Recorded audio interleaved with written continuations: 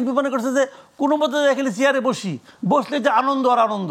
নির্বাচন হওয়া উচিত ছিল অক্টোবরে, ফেব্রুয়ারি নির্বাচন তো ভালো হবে না। আইন শৃঙ্খলা বাহিনীর যে পরিস্থিতি তারা দেখতে পাচ্ছেন, তাতে তাদের মনে হচ্ছে যে নির্বাচনটা যে কোনো সময় করার মতো পরিস্থিতি বাংলাদেশের তৈরি আছে। কিন্তু আইন শৃঙ্খলা পরিস্থিতি আমরা যা দেখছি সাধারণ জনগণ হিসেবে, তাতে নির্বাচন, এত বড় একটা জাতীয় নির্বাচন এত বছর পর করার জন্য আসলে আপনি মনে করেন যে সম্ভব? এটা আসলে এখনকার পরিস্থিতি সম্ভব?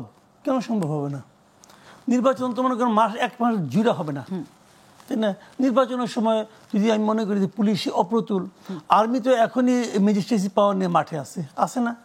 তো আর্মিকে আপনি ডেপ্লয় করবেন, আর্মি এই কাজ করতে পারবে না। আর্মি তো দেশের নানা রকম আপনার নানা রকম দুর্ঘটনা দুর্বিপাকে তো আসে মাঠে, আসে না? তো আমাদের জন্য এর চেয়ে বড় কি আছে, ঘটনার কি আছে? এই ঘটনা তো আসবে, মাঠে নামবে, আইন শৃঙ্খলা রক্ষা করবে। তাদের কাজ তো ভোটারকে এনে ভোট দেওয়ানো না, তাদের কাজ হলো ভোট প্রদানের ক্ষেত্রে যদি কেউ বাধা দেয় সেটাকে আটকাবে। কেউ দুর্নীতি করলে, কেউ সমস্যা করলে, সন্ত্রাসী করলে সেটা আটকাবে। তো আমি তো কোনো প্রবলেম দেখি না।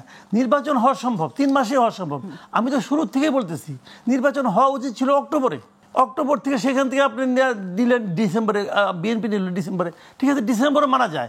ফেব্রুয়ারি নির্বাচন তো ভালো হবে না।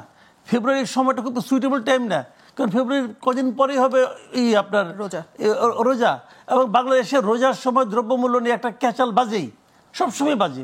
নতুন গভর্নমেন্ট দায়িত্ব নিয়েই ওই ক্যাচালের মধ্যে পড়বে। এটাও একটা ইন্টেনশনালি হইতে পারে যে নতুন যারা গভর্নমেন্ট আসবে তাদেরকে এরা বুঝাইলো তুই তো ক্ষমতায় যেতে চাস, দেখ কেমন লাগে, এটা বুঝাই দিল আর কি। এটাও হইতে পারে। কিন্তু বিএনপির উচিত ছিল কোনো অবস্থাতে ডিসেম্বর থেকে একদিনও পরে না যাওয়া।